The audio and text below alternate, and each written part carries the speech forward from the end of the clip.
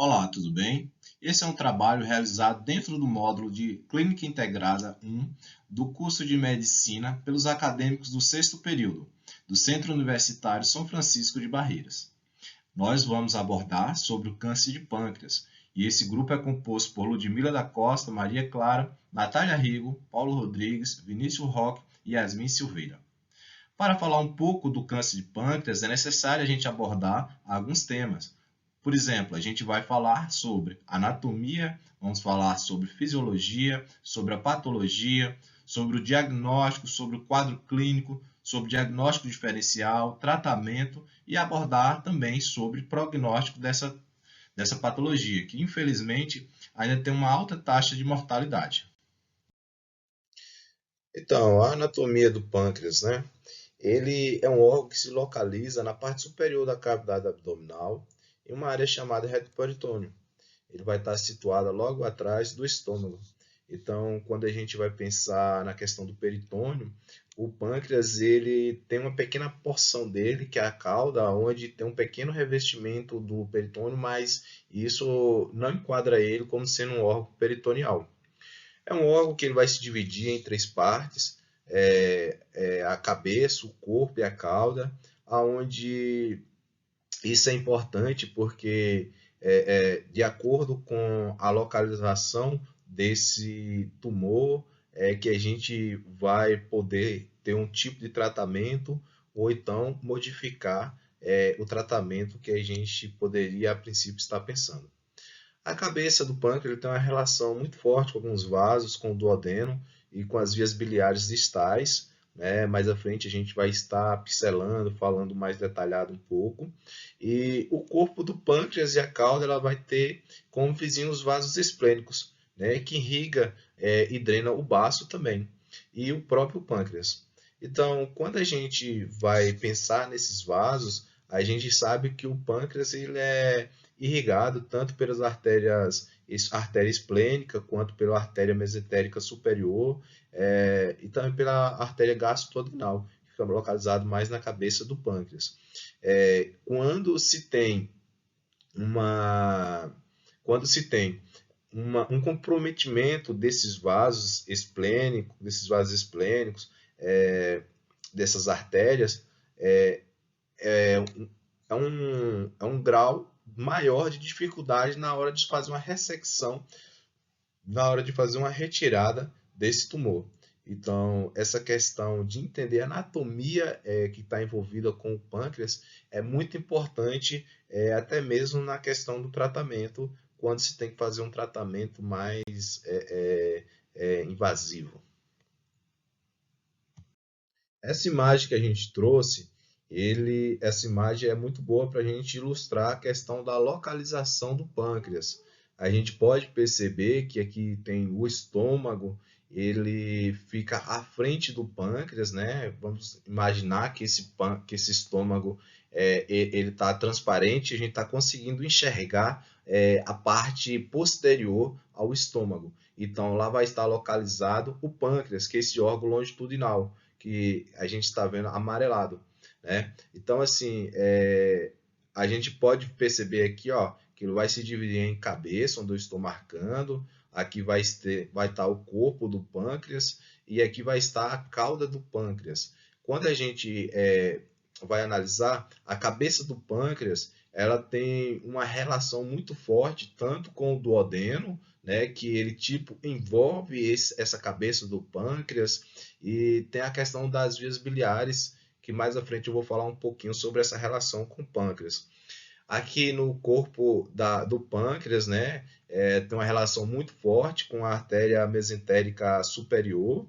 Quando a gente vai para a cauda do pâncreas, a gente pode observar que ele tem essa relação com o baço. Existe um ligamento chamado esplenorenal que faz essa relação do baço com a cauda do pâncreas, né? Então, assim, a gente está percebendo que o pâncreas ele é um órgão mais longitudinal, ele é um órgão que mede uma média de 15 até 25 centímetros, ele é um órgão que não é encapsulado, né? Então, um órgão pequeno, porém, ele tem funções importantíssimas para o metabolismo e para o nosso organismo como um todo. Então, quando a gente vai falar sobre a questão da função do pâncreas, a gente tem que lembrar que esse órgão, ou então essa glândula tão pequena, ela tem uma importância gigante para o nosso corpo. Por quê? Ela age de uma forma exócrina, mas também age de uma forma endócrina, onde a gente pode classificá-la como sendo uma glândula anfícrina. E por que ela é importante? Porque quando a gente fala da parte exócrina do pâncreas, ela consegue produzir algumas enzimas, né, que vão ser importantes para a digestão de alimentos. Então, quando a gente vai falar do suco pancreático, né, que é produzido pelos ácidos pancreáticos, esse suco vai ser lançado através da papila duodenal, no duodeno, onde esse suco contém ali carboidrato, contém enzimas, contém sais minerais, contém bicarbonato, e isso vai fazer com que tenha uma certa diminuição do pH do quimo que está vindo lá do estômago, né? E isso vai facilitar a questão da digestão de proteínas, de carboidratos, de ácidos nucleicos. Então, essa função exócrina do pâncreas ela é fundamental para a questão da nutrição. Então, uma das características, quando a gente vê lá do quadro clínico dos pacientes que tem o câncer de pâncreas, é a questão de esse paciente ele ter uma diminuição, uma perda ponderal, né?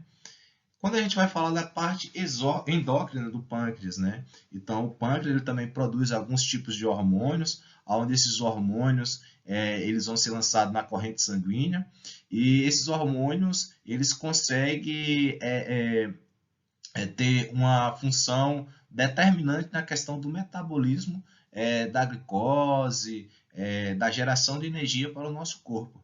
Quando a gente está com os níveis de glicose alto no nosso corpo, no nosso organismo, o pâncreas ele entende que precisa fazer com que ele aumente a produção de insulina, porque essa insulina ela vai ter ela age abrindo portas nas células para que essa glicose saia da corrente sanguínea e vai para dentro da célula, onde vai ter aquele processo, aquele metabolismo que vai ser convertido em ATP lá pela cadeia fosforilativa.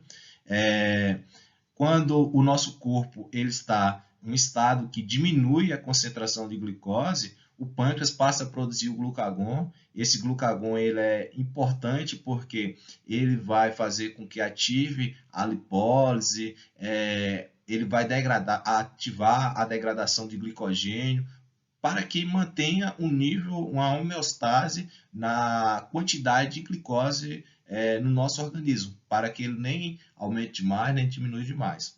E se tratando da somatostatina, a gente tem que lembrar o seguinte, que esse hormônio ele tem fundamental importância lá nas células principais do estômago, onde essas células elas produzem HCl. Porque o nível de somatostatina ele faz a inibição dessas células, faz com que aquelas células elas diminuam a produção de HCl.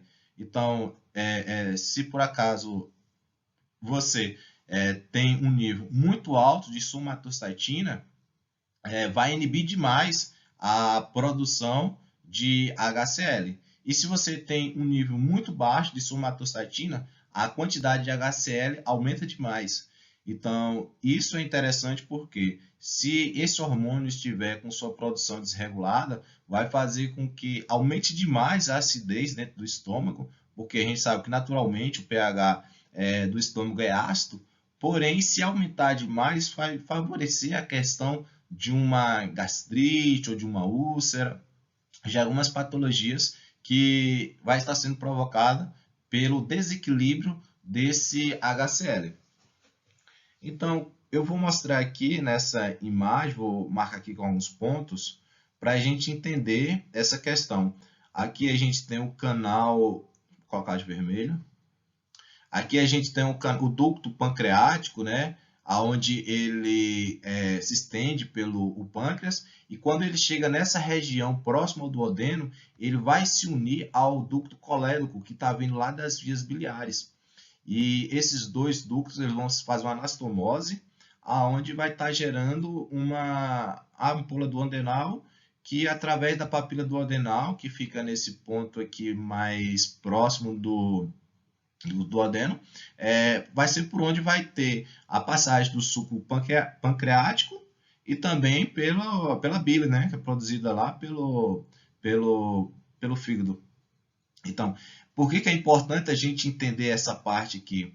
Porque muitas das vezes acontece de ter uma litise biliar, a formação de pedras aqui, e isso vai obstruir esses ductos e vai gerar um quadro clínico onde isso vai facilitar ou vai melhorar a questão do entendimento é, de certas patologias, né? Então, uma litise biliar vai ser mais fácil um médico identificar se a pessoa vai estar tendo uma litise biliar ou então se aquele paciente ele pode ter algum comprometimento pancreático, né? Então, essa parte é muito importante a gente entender como funciona para que chegar lá na frente a gente possa ter um quadro de diagnóstico diferencial mais amplos, né? Um quadro um diagnóstico diferencial que a gente pode, ao invés de já ir lançando logo mão de um diagnóstico mais, vamos dizer, que tenha um prognóstico pior, como um câncer de pâncreas, a pessoa pode ter apenas uma litise biliar, ok? Já falamos um pouquinho sobre a anatomia, um pouquinho sobre a fisiologia, né? A função pancreática. Então, vamos abordar um pouco sobre a epidemiologia. Ela é uma doença que ela tem um prognóstico muito ruim. Ela, de 85% a 90% dos pacientes que são diagnosticados com essa doença, infelizmente já estão numa fase muito avançada, já tem metástases, ou então esse tumor ele é inoperável. E o problema maior é porque existe uma baixa taxa de sobrevida, mesmo nesses pacientes que conseguem fazer ressecção do tumor. Apenas 5% consegue ter uma sobrevida maior do que 5%, do que 5 anos. E existe uma grande dificuldade na detecção desse câncer precocemente, né? Mas tem se utilizado a ultrassonografia endoscópica, ela está se mostrando como uma ferramenta muito promissora, visto que essa é uma doença que ela aumenta exponencialmente com a avançada da idade e ela vai ser uma doença muito rara antes da terceira década de vida. Alguns dados aqui, ó, no Brasil, através do Instituto Nacional do Câncer, 2% de todos os tipos de câncer e é responsável por 4% total de mortes por câncer. Então, quando a gente vai comparar apenas 2% dessas pessoas que têm um câncer, só que isso representa no total global 4%. Então, é muito alto a taxa de mortalidade pelo câncer de pâncreas. Quando a gente vai observar os dados nos Estados Unidos, ela consegue acometer de 25 até 30 mil indivíduos por ano. Lá ela é considerada a 11ª causa mais frequente, a 11ª tipo de câncer, porém é a quarta causa de morte que vai estar relacionada com câncer em homem, ficando atrás apenas de próstata, pulmão e colo. E em mulheres, mama, colo e pulmão. Sabe-se que é uma doença que ela acomete mais homens negros do que brancos, então ela tem uma proporção 40% maior que vai acontecer em pessoas negras e ela é uma doença que está relacionada muito com a idade. Ela geralmente vai aparecer entre a sexta e a oitava década de vida, né? Em 80% dos casos. E se tratando de fatores de risco, já está bem documentado que a questão da idade, a faixa etária entre a sexta e a oitava década de vida, ela é mais propensa para o aparecimento do carcinoma de pâncreas, né? Muito incomum quando ocorre antes da terceira década de vida. O sexo masculino, a cor negra, obesidade, que hoje já é bem descrito como sendo um fator de risco para diversas neoplasias, não apenas essa neoplasia do pâncreas. O tabagismo, o cigarro, ele contém diversas substâncias que são carcinogênicas, né? Isso também é bem documentado. A exposição ocupacional a carcinógenos, uma história de pancreatite crônico hereditária e diabetes, né? Que hoje na literatura existe uma controvérsia. Será que o diabetes é realmente um fator de risco? É uma manifestação da doença?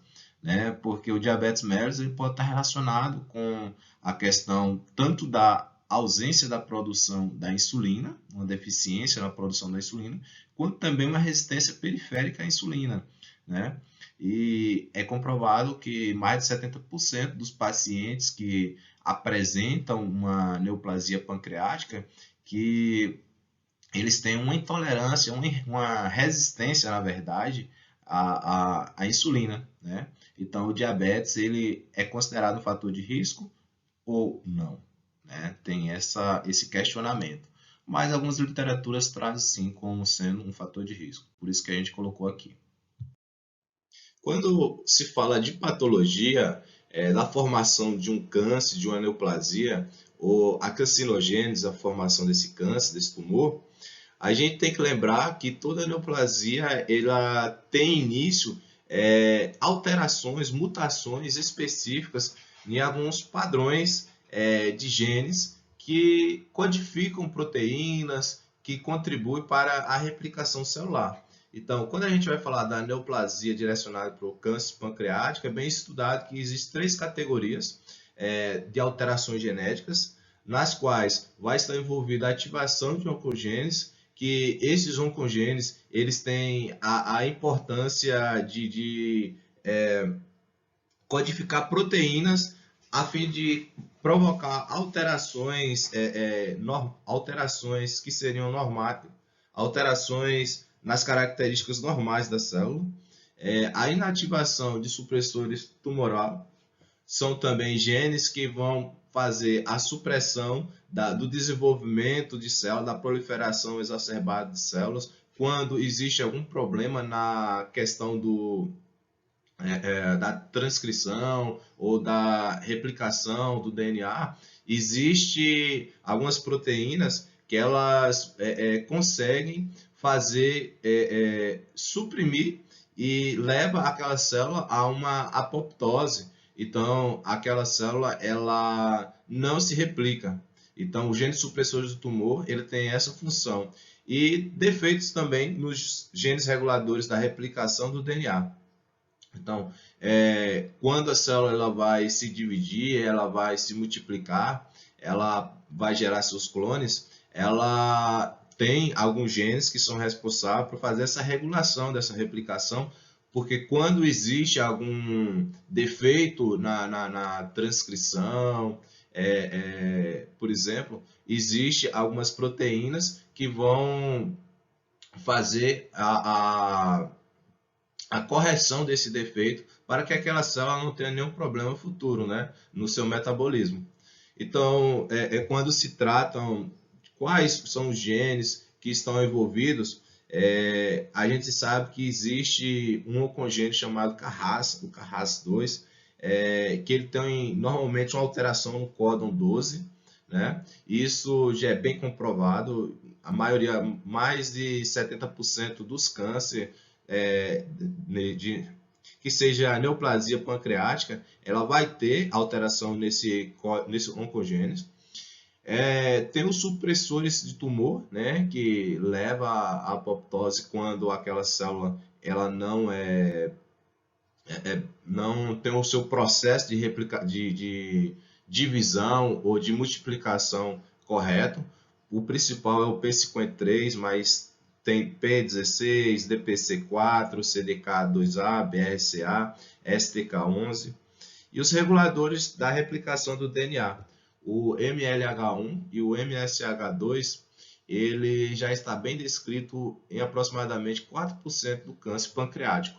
Então, esses são os principais agentes que estão envolvendo essa formação da neoplasia e ela cada dia se tem uma descoberta maior, cada dia se avança mais nessa questão genética para tentar até mesmo buscar formas de que consiga ter um melhor diagnóstico, um diagnóstico precoce, para que esse tumor ele seja tratado logo de início e não deixar ele ser tratado quando já está mais avançado.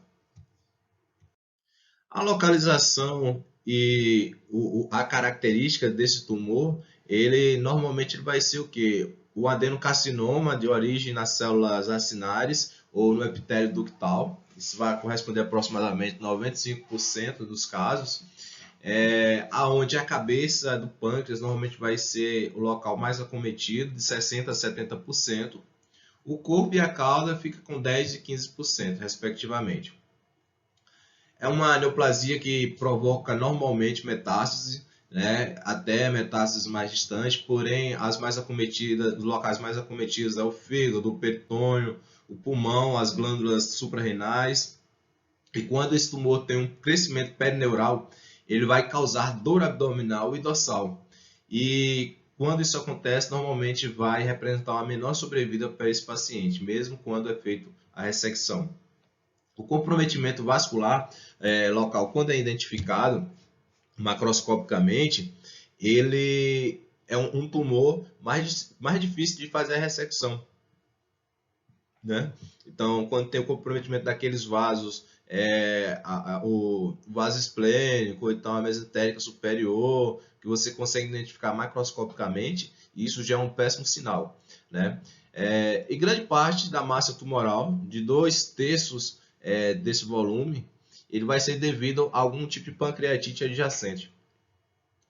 Sendo que é bom lembrar que nem sempre o estudo histopatológico ele é suficiente para diagnosticar, para determinar que existe uma neoplasia, e muitas das vezes é preciso recorrer a outros métodos, como a imunistoquímica.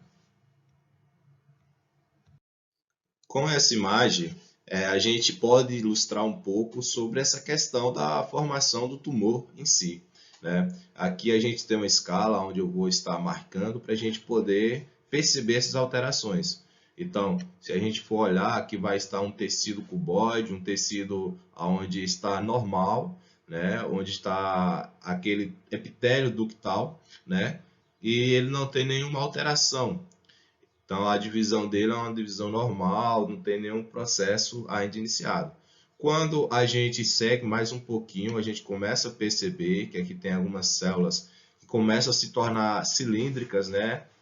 Essas células elas começam a tomar outra forma, e aí a gente já entra, alguns oncogenes já estão relacionados. Por exemplo, quando começa a ter um problema no Carras, então começa a ter essa diferenciação e indiferenciação da célula, aonde essa célula ela começa a tomar outras formas, né? E tem alguns genes que estão envolvidos.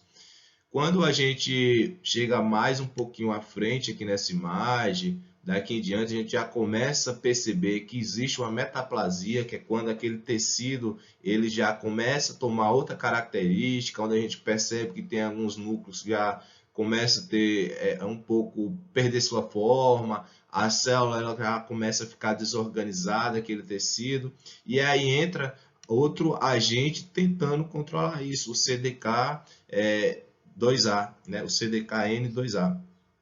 Então, quando esses agentes que vai tentar fazer esse controle não consegue dar de conta, proteger essa célula, então a célula agora ela já passa a um nível mais avançado, onde a gente já começa a perceber que existe uma displasia total, que não tem mais como ser revertida aqui, já se tornou um carcinoma in situ, né? Ou seja, um carcinoma localizado, e mesmo assim ainda o P53 ele aqui já teve um comprometimento, né? E aquela célula ela não consegue mais levar a apoptose.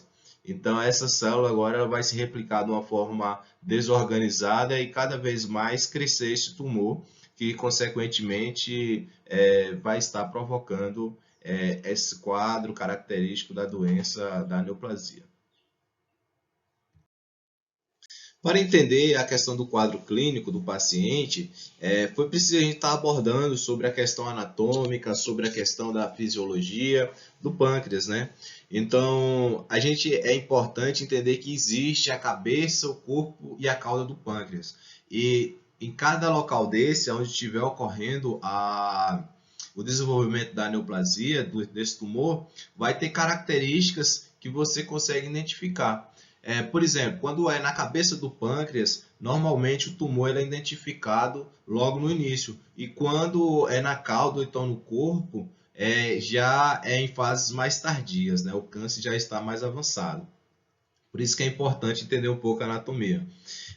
Normalmente, o quadro clínico do paciente ele vai apresentar com uma dor abdominal. Essa dor ela pode estar sendo provocada porque um aumento desse tumor pode estar comprimindo o peritônio, né? Pode estar trazendo uma dor que vai da parte superior do abdômen até o dorso, irradiando para o dorso.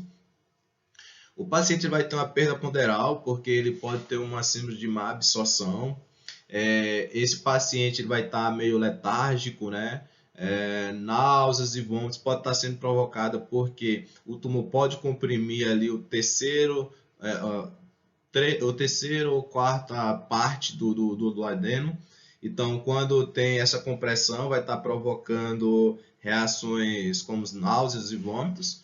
E a icterícia e dolor, prurido e colúria vai estar muito relacionado quando existe uma compressão desse tumor naquela região da cabeça do pâncreas, ali comprimindo aqueles vasos biliares, né, as vias biliares, e isso pode estar provocando um aumento na bilirrubina direta. O retardo no esvaziamento gástrico pode estar sendo relacionado também com a questão de comprometimento de alguns plexos nervosos daquela região. E a obstrução do ducto de Wissing pelo carcinoma, ou então o ducto principal do pâncreas, né? Isso vai levar a uma insuficiência pancreática, que pode levar a uma síndrome de má absorção, até porque já foi dito que o suco pancreático ele tem a função de ajudar na digestão dos alimentos. Quando a gente falar sobre o câncer localizado no corpo ou na cauda, a gente tem que lembrar que a dor epigástrica ela é uma dor muito forte, muito intensa e ela é bem comum, até porque, na verdade, quando existe esse tipo de tumor localizado no corpo na calma ou na cauda, já vai ter um comprometimento ali nos plexos celíacos, no plexo mesentérico superior, e essa dor ela é muito comum. Quando a gente vai falar a questão do emagrecimento significativo, existe aquela síndrome desabsortiva secundária à obstrução do ducto de Wissing ou do ducto principal pancreático, né? Onde vai estar levando aquela diminuição do débito do suco pancreático que vai estar prejudicando a questão da digestão de alimentos. E também existe uma síndrome de caquexia paraneoplásica, aonde esse tumor vai estar produzindo também algumas citocinas pró-inflamatórias, que isso vai promover uma intensa anorexia, onde o paciente ele vai diminuir a vontade de comer, ele vai ficar sem fome.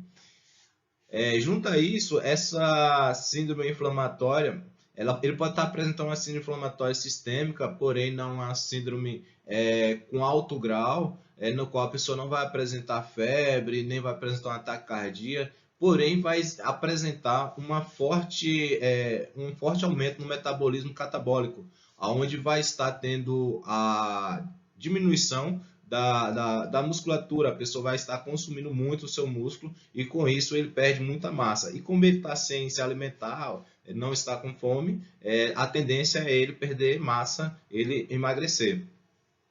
E é interessante a gente perceber que esses pacientes vão apresentar uma face já hipocráticas, ela vai ter um abdômen mais escafóide e vai estar apresentando diversos sinais de desnutrição, né? Quando a gente vai analisar também essa questão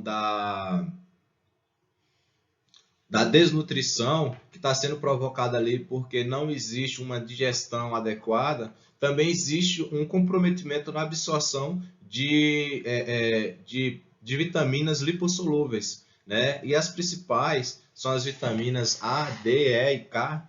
Por exemplo, quando você tiver ali um déficit na vitamina A, você pode estar tendo algum tipo de oftalmopatia. Quando você estiver tendo um comprometimento na vitamina D, pode estar apresentando uma osteopatia. E a vitamina E e K está muito relacionado com coagulopatias, né? Então, quando a gente vai analisar, se você tiver um problema nessa vitamina E, nessa vitamina K, você pode estar tendo um alargamento do TAP e um aumento também da hipercoagulopatia.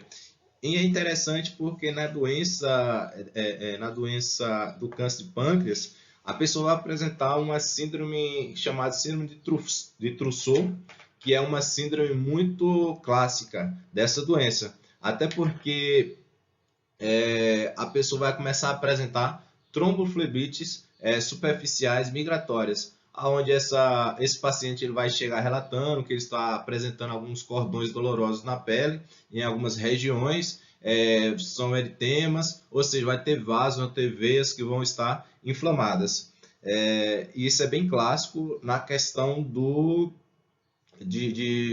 câncer de pâncreas, né? E a presença de massa abdominal, a gente tem que lembrar muito daquele sinal de Courvoisier-Terrier, né? Normalmente ele vai ser indolor porque a pessoa vai estar apresentando ali um aumento também da bile, da vesícula biliar, né? E a pessoa pode estar apresentando também anemia. E essa anemia pode ser relacionado também a essa desnutrição dessas vitaminas, como a gente já falou, a vitamina E e a vitamina K está relacionado com as coagulopatias.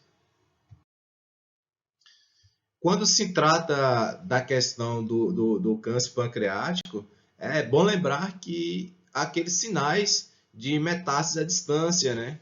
Porque esses sinais já vão te dar uma noção se aquele paciente está no estágio mais avançado ou não da doença. É normal o paciente apresentar hepatomegalia, o paciente apresentar ascite quando ele está com metástases.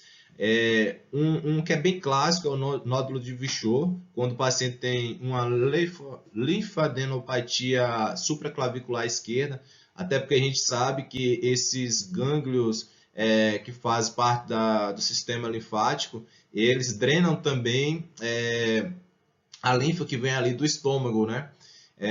Pode ter também um sinal de linfadenopatia periumbilical, né? Que é conhecido como os nódulos de Irmã Maria José. Os pacientes que apresentavam sinais e sintomas clássicos, que são a tríade que a gente pode falar assim, a icterícia, a dor abdominal e a perda de peso ponderal, ele precisa ter uma investigação mais detalhada. Então, a partir do momento que o médico começar a suspeitar que o paciente pode estar apresentando algum tipo de neoplasia pancreática, ele pode estar ali fazendo alguns exames laboratoriais para ver se o paciente está apresentando anemia, se o tempo e a atividade da protrombina ela vai estar largado também, né, o TAP, o TTPA. A bilirrubina, principalmente a bilirrubina direta, pode estar aumentada, né? Isso vai ter um impacto na bilirrubina total. E a alanina, aminotransferase e aspartato transferase, elas também podem estar aumentadas, visto que são enzimas também produzidas pelo pâncreas. A fosfatase alcalina e a gama GT ela vai estar aumentada, indicando algumas lesões das vias biliares também, quando o câncer já está em estágios mais avançados. Nos dias atuais, existe uma busca muito frenética por marcadores tumorais. Isso é de fundamental importância para detectar o câncer logo no início do desenvolvimento da doença. Porém, não existe nenhum tipo de marcador que seja 100% seguro para as neoplasias. Então, mesmo assim, tem alguns biomarcadores que eles ajudam, auxiliam no diagnóstico. Por exemplo, no câncer de pâncreas, existe o CA199, que é um antígeno carboidrato 19,9. Ele tem uma especificidade muito boa para CA de pâncreas. Porém, ele não confirma diagnóstico. Até porque nem 100% das pessoas que têm CA de câncer altera esse biomarcador. E qual é a importância desse biomarcador? Ele vai estar acompanhando, ele é muito importante para acompanhar a evolução e a repercussão do tratamento, saber se aquele tratamento ele está sendo viável, se ele está sendo bom, se o paciente está tendo um bom desenvolvimento. Isso vai servir para o acompanhamento do surgimento de recidivas, né? Aqui a gente trouxe alguns dados. Os níveis superiores a 35 unidades por ml expressos por cerca de 80% dos pacientes portadores de CA de pâncreas, ou seja, nem todo mundo tem esses níveis alterados. Concentrações superiores a 200 unidades por ml indicam lesões ressecáveis. A concentração inferior a 135 unidades por ml fala a favor de lesões ressecáveis. Então, assim, é importante saber que não serve para confirmar diagnóstico, porém ele tem uma fundamental importância quando se trata da questão de acompanhamento com aquele paciente. Saber se aquela ressecção ela teve êxito, se ela conseguiu retirar o tumor por completo, porque a partir do momento que você retira esse tumor, é para o paciente não apresentar altos níveis desse biomarcador. Então, dessa forma, esses marcadores tumorais, eles ajudam no tratamento, eles auxiliam, mas nem sempre são determinantes para o diagnóstico. Então, é preciso você ir para alguns exames de imagem para poder ter uma noção melhor se realmente a pessoa está tendo um câncer de pâncreas ou não. Os exames de imagem que normalmente são utilizados, ele começa pelos exames mais simples, como por exemplo uma ultrassom. Uma ultrassom de abdômen simples, ele consegue detectar ali se está tendo dilatação das vias biliares, tanto intra como extra-hepático. Ele consegue visualizar quando se tem um câncer na cabeça do pâncreas, normalmente vai estar mostrando uma dilatação dessas vias biliares, né? E ele consegue, essa ultrassom também consegue ver quando a vesícula ela está aumentada. Então, é um exame simples, porém, ele consegue ser bem elucidativo. Porém, tem alguns pontos negativos. Quando o paciente ele é obeso, ou quando esse paciente é de baixa estatura, ou ocorre também no momento que às vezes aquele paciente ele tem algumas alças intestinais cheias de gases e dificulta a visualização daquela região anatômica a ser estudada, né? Além disso, a ultrassom ela é um exame muito técnico dependente, então a pessoa que está manuseando aquele ultrassom, se não tiver uma boa habilidade, possa ser que esse exame ele seja comprometido. A partir do ultrassom, o exame mais recomendado para se fazer um diagnóstico mais fiel é a tomografia computadorizada helicoidal contrastada de dupla fase. O que acontece? Essa TC ela utiliza iodo, né, como contraste e dessa forma ela consegue ter uma detecção maior. Ela é na verdade, uma angio-TC.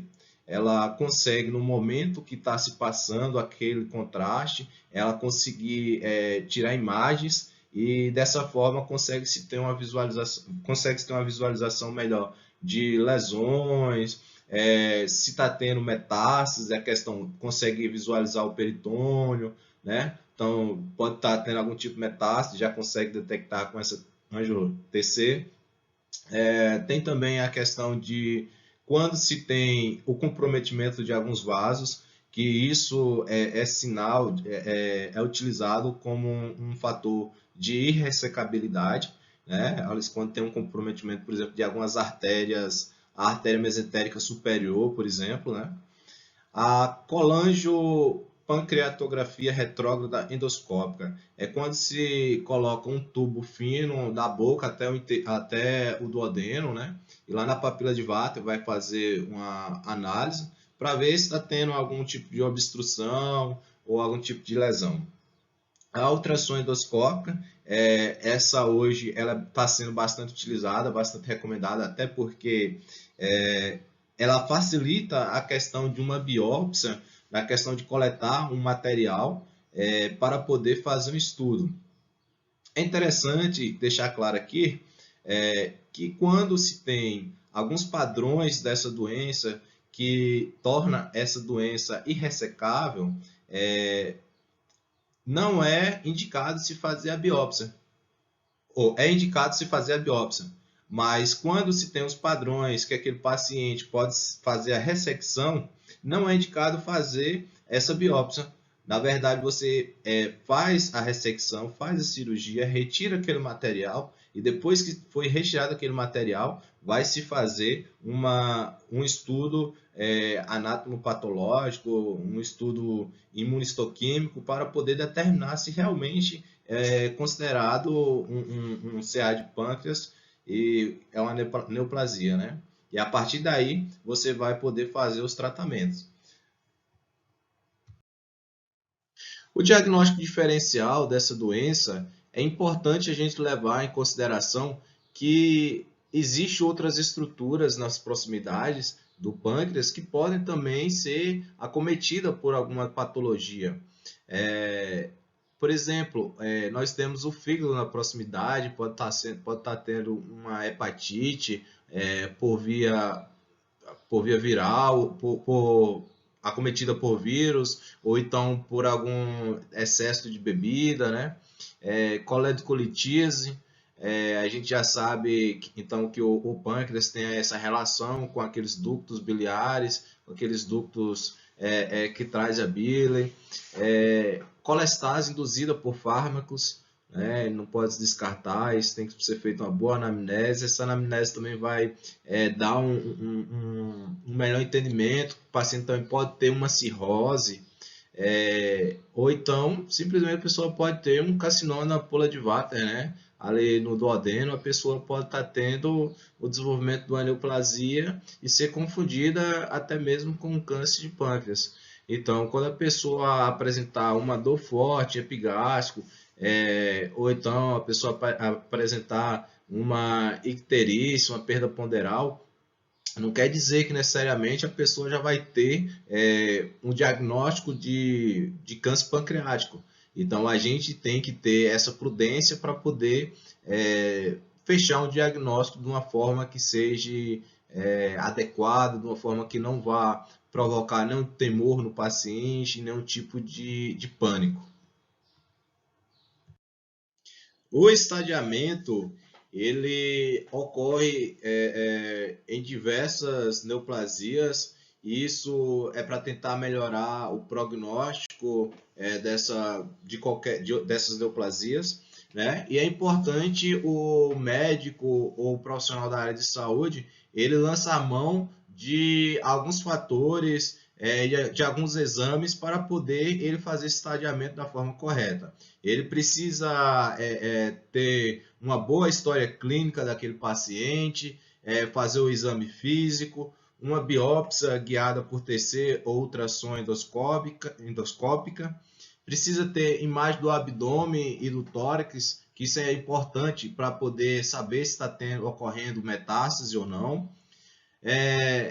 E o sistema de estadiamento hoje, acredito, um dos mais utilizados no mundo é o da JCC, né? Ele é utilizado em diversas neoplasias e normalmente quando se trata de câncer de pâncreas ele vai classificar em 4 estágios, onde o câncer no estágio 1 e no estágio 2 eles são passíveis de ressecção, então é possível se fazer uma operação, fazer uma cirurgia para poder retirar aquele tumor e aquelas áreas que estão afetadas por esse tumor. O estágio 3 e o estágio 4 ele classifica como irressecáveis, né? No estágio 3, normalmente é quando ocorre a invasão de vasos arteriais. Então, quando ocorre a invasão dessas artérias importantes, ele já está no quadro do estágio 3. E quando está no estágio 4 é quando já está aparecendo metástase, já apareceu metástase distante em outros órgãos. E, infelizmente, é uma doença que tem um prognóstico muito ruim. Quando a pessoa detecta no estágio 3, a pessoa tem de 8 a 12 meses, e quando está no estágio 4, a sobrevida é de 3 a 6 meses.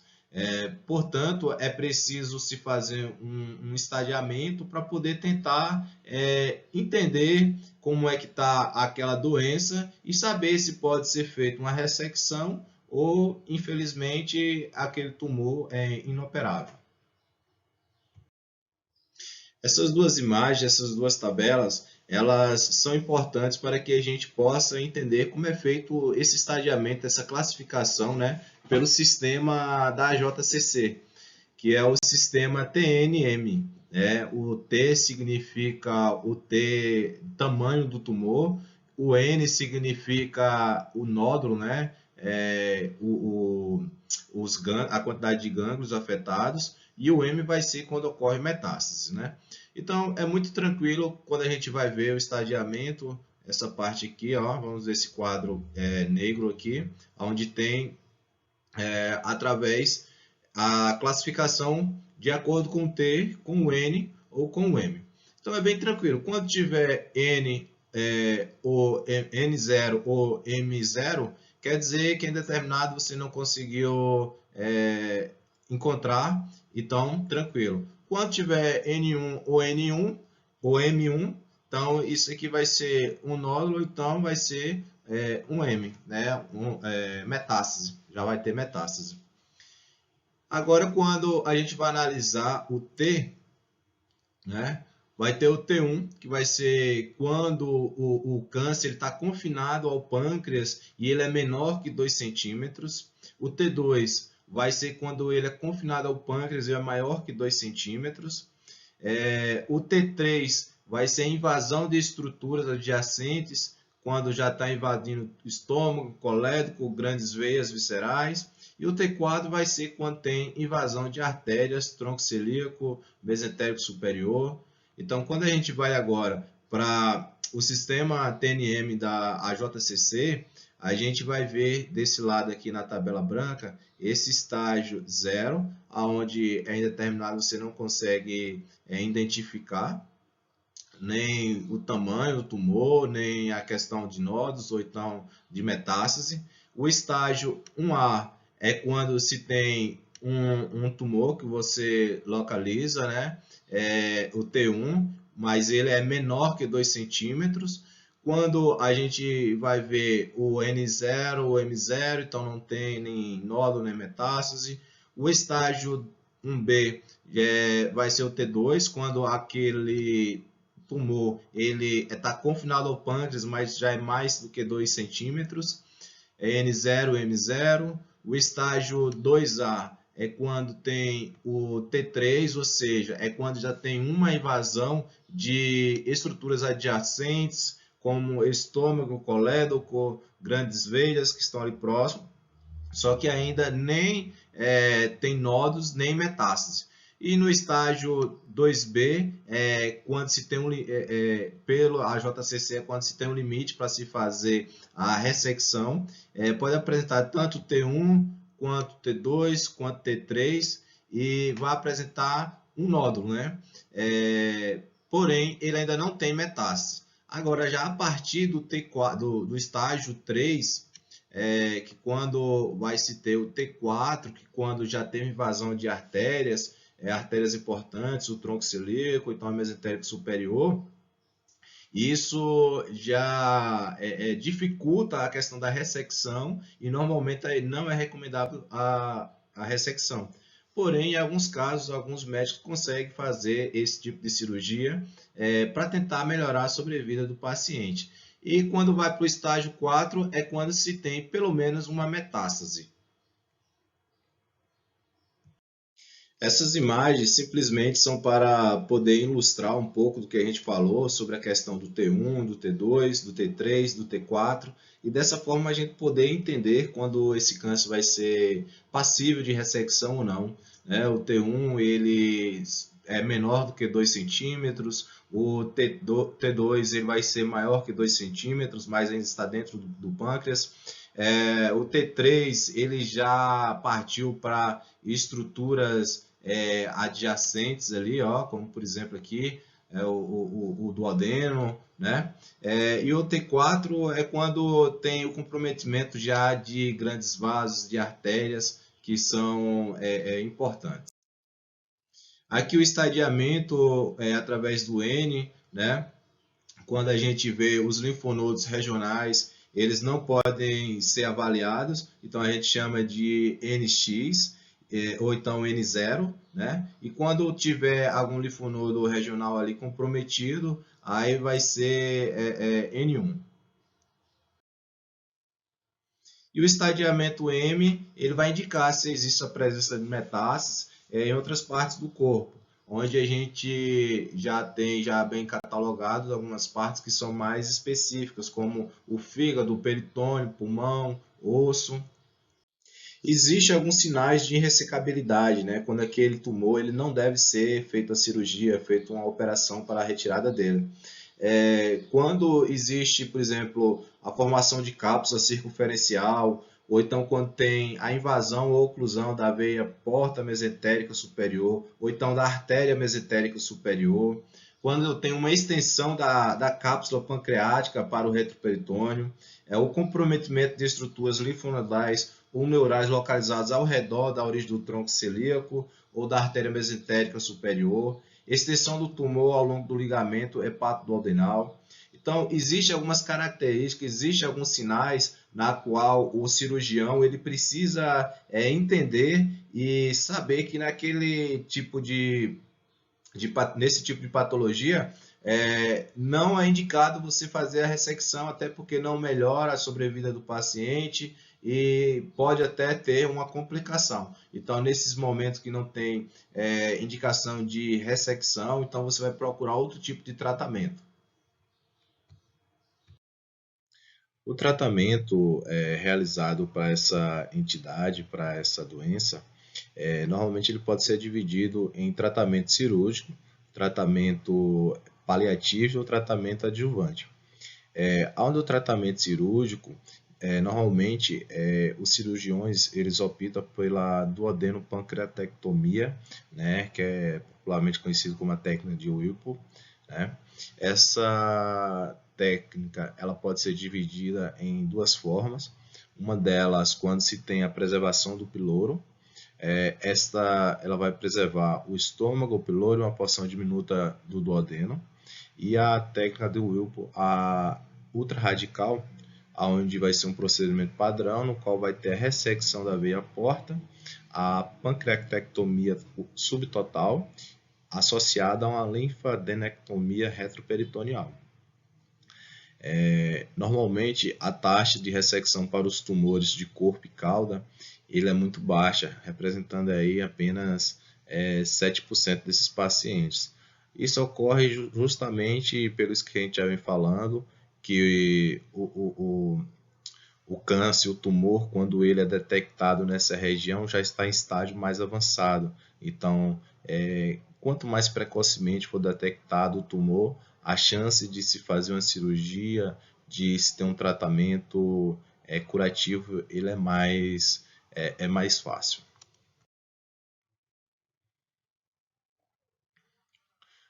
O tratamento paliativo não cirúrgico, a gente tem que entender que ele é para tentar melhorar a questão da pessoa, da qualidade de vida. Ele vai tentar aliviar os sintomas da icterícia, né, que normalmente está associada à doença, a obstrução, ao esvaziamento gástrico e a dor, porque esse paciente ele sente bastante dor. Então você pode optar por uma descompressão do trato biliar obstruído, onde você vai estar usando um endoscópio ou então você pode estar utilizando aquela técnica que ela a transhepática percutânea, né? Então dessa forma você vai tentar melhorar essa questão da icterícia. O esvaziamento gástrico obstruído, você pode fazer uma gastrojejunostomia, né? Isso quando já está no estado também já mais avançado, que você tem que optar por esse tipo de procedimento. E a analgesia, essa é importante demais. O paciente ele sente muita dor e é preciso você entrar com medicações muito fortes, algumas drogas que normalmente você não utiliza, mas nesse quadro sim tem que ser utilizado. Você vai utilizar a morfina, que tem uma liberação mais prolongada. Você pode optar por um bloqueio do plexo mesentérico, né, através da via percutânea, e também tem a ablação cirúrgica do plexo celíaco, né? Então, esse tratamento paliativo ele é justamente para tentar melhorar a qualidade de vida desse paciente, porque ele é um paciente que sente muita dor e dessa forma é importante o cirurgião fazer essa intervenção para que possa melhorar a situação desse paciente. Quando se trata da terapia adjuvante, né, você vai analisar a questão, o estágio da doença, né? Às vezes o paciente ele já está no estágio 3, então você tem o comprometimento de alguns vasos importantes, né, de algumas artérias, mas você pode entrar com tratamento, a quimio-radioterapia, onde você pode estar utilizando ali até 40 G-gama da radioterapia, e para fazer esse tratamento da quimioterapia, você pode estar utilizando uma fluoruracil ou gencitabina, né? Que são geralmente drogas que são indicadas para esse tipo de tumor. Já na fase, no estágio 4, o paciente ele já apresenta alguns tipos de metástases, então é importante que não tem mais a necessidade de se aplicar a radioterapia, até porque esse tumor já está em outras regiões do corpo. Então, de certa forma, a quimioterapia ela vai ter um resultado melhor, visto que a quimioterapia ela tem um resultado mais sistêmico. Prognóstico. Então, pessoal, o câncer de pâncreas ele é um dos piores prognósticos que se tem. Somente 20% desses pacientes têm uma sobrevida acima de 1 ano. Somente 4% se mostra com sobrevida acima de 5 anos após o diagnóstico. E cerca de 10 a 20% dos pacientes eles podem se ter uma expectativa de cura pela essa cirurgia, né? Pelo tratamento cirúrgico. Esse foi um breve seminário que a gente fez sobre o câncer de pâncreas. Espero que a gente consiga que a gente conseguiu trazer para vocês informações, trazer para vocês um pouco sobre essa patologia, que ainda existe muita coisa a ser estudada. A gente tentou trazer o máximo de coisas importantes que a gente buscou na literatura. E de toda forma, a gente só tem a agradecer. Muito obrigado.